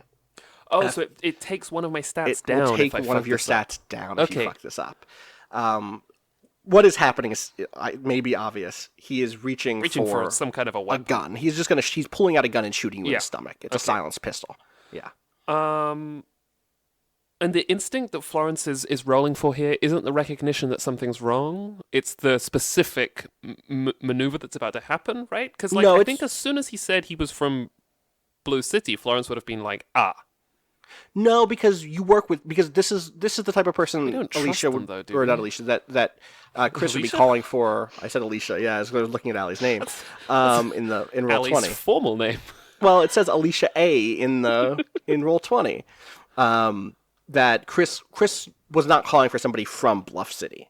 There Right, are that's other true. people from Bluff City here who aren't your contacts, or other agents. Was going to be someone from Blue, just like the driver that Hurd called was from Blue. It's just a matter of like, oh, can you trust this person? Are you getting someone who's on the level or who's at least neutral enough to the war, to the conflict, that they won't, interfere, right? So this is seeing that this is a moment of aggression and not what he is really doing, which is going to try to kill you by shooting you in the stomach or the chest. Ali asks if she can aid and interfere, which Sadly, no. This game does not have that system. Okay, I'm gonna re-roll. in that way. I think there might be, I think there might be moves for that or like techniques or something, but I don't see anything. This is very much a game that is like you're kind of on your own out here, So yeah, you're gonna re-roll. And am I re-rolling here? Is this additive or am I replacing? It is my whole replacing. roll? It is replacing. If you Okay. had a technique or a talent that tied in, that would be additive. But in this case, it is just replacing. In that case, I'm gonna roll 5 dice. Okay. God, I love this. You can roll as many dice as you want move. It's so As- good. It's as many as you want. That's so many dice. That's 19. Good thing. Okay, that's about what I was. I did some Oh. Jeopardy style quick risk maths, and like that was a number that I was kind of expecting. Wow, you know what sucks? Any one of these dice can be removed to give you a success. Any one of them, yeah. I know. I'm I'm gonna gonna take increase- Yeah, I get commendation. XP, right? Yeah, You get commendation, yeah, which is like Okay. a combination XP/currency. You can remove. You can remove 3 dice from this, and it's a success. Yeah, the first 3 dice would have been fine in this case. So I am still in my target heart rate though. you are. Well, you should increase that also. Yeah. That is gone up from 88 to. And just a quick reminder that something we went over 107. last episode that Agent Page has, I think, by far the smallest range here. Yeah, in definitely. Their target heart rate. Yeah. I have a They're- pretty. Yeah. Yeah. They get to it very quickly in comparison, I think. Mm-hmm. But has now already blown through a lot of that. I can So- meditate. Yeah. You can meditate. You do have meditation. That's true. Um, So what do you do? What's this look like, Florence? So I think Is this just Man. you've dodged out of the way? no. I wanna take a forward action here. I think. Okay. I've been thinking about how this is shot. Because we've been playing Masks and we've been talking about comic books a lot. Yeah. And we've also been talking about camera positioning. And I think that there is this sort of like Dogma 95 / nature documentary feel to what we're seeing. It's just this kind of like mid shot of the car with. It's very Simon Stålenhag as well, with like Chris at the front, like leaning into the front, and then we see like it's a single shot, sleeves leaning into the car, and Florence just goes like no and just like strikes him hard on the back of the head. Okay. I'm gonna try and like my force. One of the verbs in my force thing is incapacitate. Yes. So that's what I'm really trying to do. Give me a force roll. Your force is 4. And you have the talent aggression. So if you need one extra, I mean, you can roll whatever you want. You're in your target heart rate. I keep forgetting this. Sure, but because I have the talent aggression, what would that do? Would that just give That me an lets you extra just die? add an extra. It lets you, after you rolled, decide if you want to just add one extra If you die. fail, you get to roll 1 die instead of rerolling everything. Yeah. Oh damn. Okay, sure. No, I'll just roll 46. I mean, I'm gonna play. You don't want to roll No. 3d6. You can roll 3 and then roll that's the 4th true. after. You're in your target heart rate. That's like the thing Damn. that's so I hadn't- fucking cool. Specifically, the book describes it as like this lets you roll only 2 dice. if Right. you This want. is Right. one of my favorite game design mechanics. Is there's a card in a card game that lets you set a creature's health to 19, and you're like, damn, 19 is a really high amount. Until you realize that you could also target it on a very high creature health and bring Right. it down to 19. And it's one of Right. the, like this is the reverse of that, right? Like I could roll Yeah. 1 dice here. I wouldn't do very well, but Totally. yeah, I'm gonna roll 3d6. Okay. Okay, that's an 8, That's an 8. So you gotta get a 3 here. and I'm gonna roll one more 1d6 for your aggression. Oh. Nice. Oh wait, no, that's sorry. Start. I saw the 8 and thought it was a 3, and I was like, oh great. You did it. No, okay, right. Well, this is a Give me that. 50-50 chance, isn't it? That's more than that. Because Yeah, all you you need could- is the 8. Yeah, all you Oh, need is yeah. the 3, rather. Yeah. You got it. You got a 3. Nice So work. I add 11 to my thing, right? You add another 11 to your to your current, which brings you up to 118, leaving you 9 Boy, away from you- your the top of your peak. Jack hadn't rolled at all, and then blew through to basically the last roll in their target heart rate in one string. Well, I love this, right? Because we know me that too. Florence is this, like, not elderly, but, like, older former cop who is prone to violence and panic. And Yeah. we saw her have this kind of, like, breakdown in the diner when she was like, I screwed up an information thing. Right. And now I'm just like really flighty and I'm really on edge. And I think that they're like the upside of that is that it just lets her like lash out at this dude at the right moment. And the downside of that is that she's just so amped up about it. Totally. So what's this look like? I don't think the camera cuts at all. I think we Gotcha. just see him kind of like crumple to his knees. Yeah. And Florence just like picks his gun up, ejects the bit of the gun that is bad. Yeah. Cartridge. The cartridge. Do you keep it? Because you don't have a gun right now. Oh, sure. So But I take think a- I still. Yeah. Yeah, I want to make sure. I want to take the gun out of action, but I want to have it. Totally fine. Make a note that you have a +1 gun. I have a. It's very funny.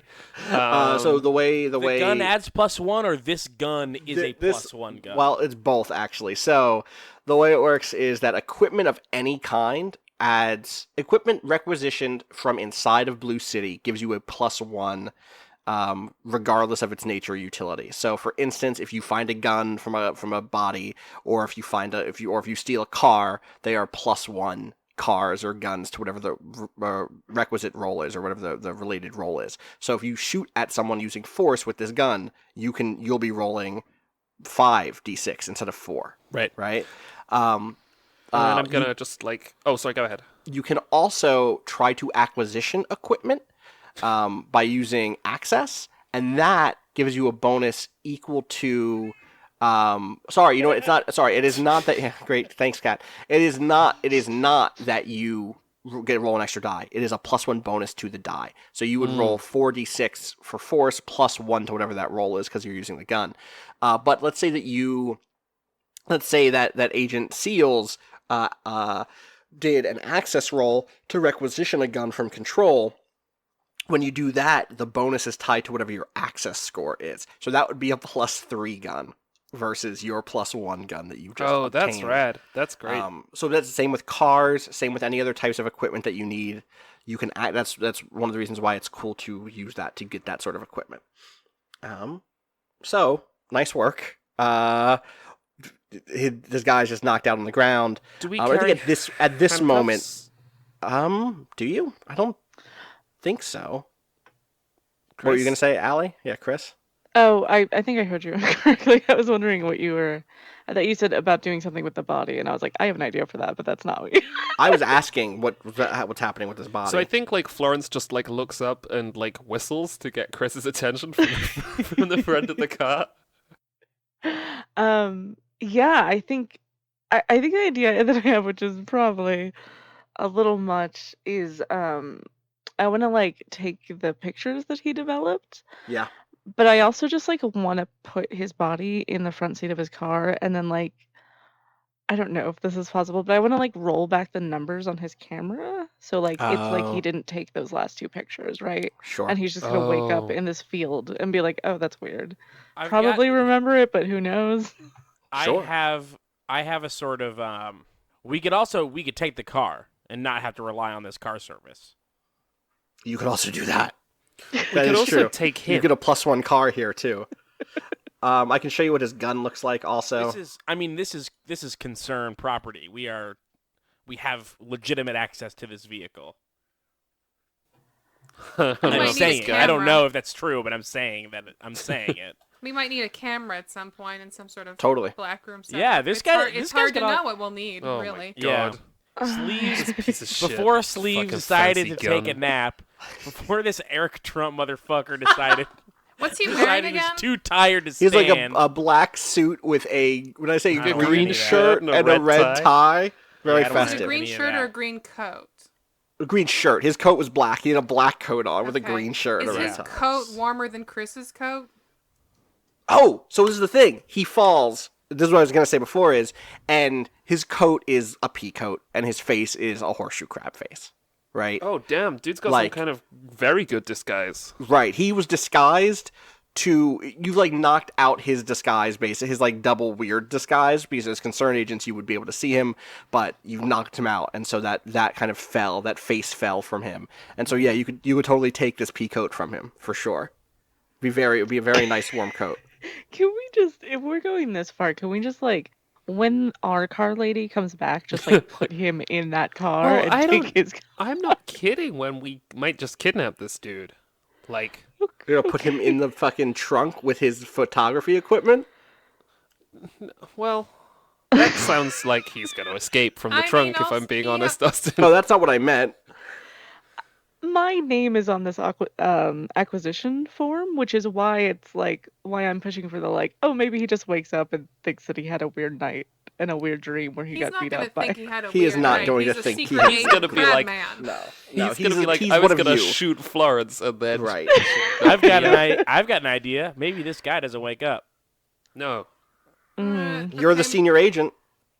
Well, what do you mean? He tried to kill you. He's valuable.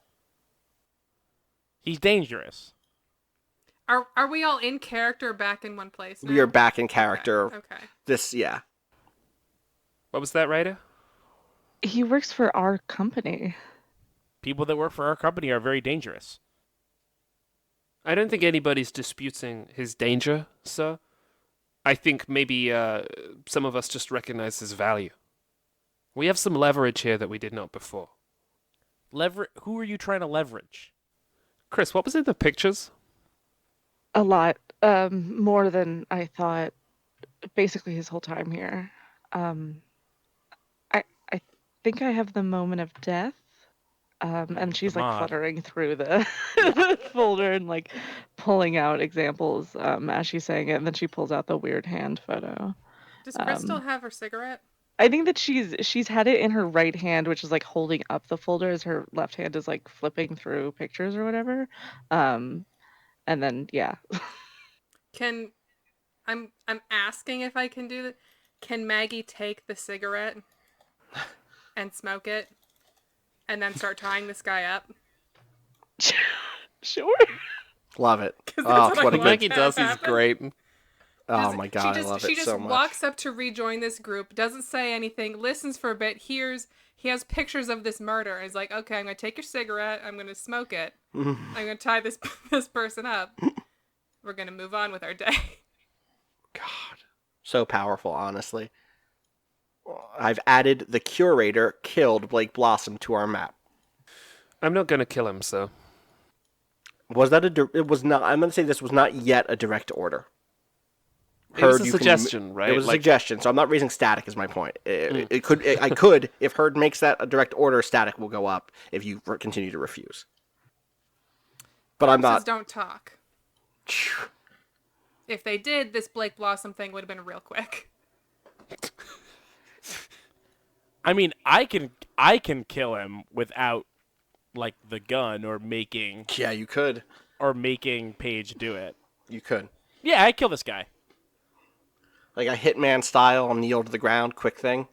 Yeah. Okay. All right, we don't have to focus on it. So yeah, that happens. Like as you stand up, a car phone inside of his car begins to ring. Sounds like that's for you, Agent Herd. Pling, Got it. Pling. If you want to answer, you can, but I'm like in the car, I guess. You are in the car. Okay, if you want to answer, that's fine. I was. Yeah, I think Chris has like been making eye contact with Florence while Herd is killing this Florence dude. is just furious. Yeah. And then hears the phone call and then like reaches behind her. Now that her right hand is free. It is like a rotary phone inside of this car. Okay. It's inside of a center console. You open it up, you pick it up, and it is the voice of one Agent Ward, who you might remember showed up in Noirlandia. She crashed into your car. Do you remember that? And Yeah, then- I do. I and do. then I think beat the shit out of Florence or something, or just With like a Yeah. coffee say cup or something. You had a coffee Like mug a coffee or something. percolator. Yeah. I don't know if she hit you with it or if you just... I remember you falling over. I just listened to this a little while ago, and I don't quite remember what exactly happened, but she was also known as Leslie Strada. We, as the audience, know that she was born in Blue City and betrayed Blue City to jump ship. She was a double agent, or I guess she was not a double... I guess she was supposed to be a double agent, but she ended up being a triple agent and stayed on the side of who she went to go work for, which was the Bluff side concern. And so she is on the other line, and she says, Agent Ryder, please put on Agent Herd.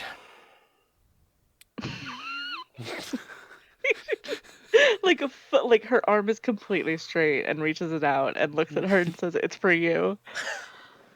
Herd here. Herd. Status report. Which part? The most recent. The thicket. There's a hostile agent here, and now there isn't. Very good. Have the others made moves on Squire? Others with Yours. me? Yes. Well, maybe. They're cagey. Watch them closely and move with similar confidence if the time comes. We are considering you for great things, Herd. I heard that before. If you need anything, let me know. Hang up.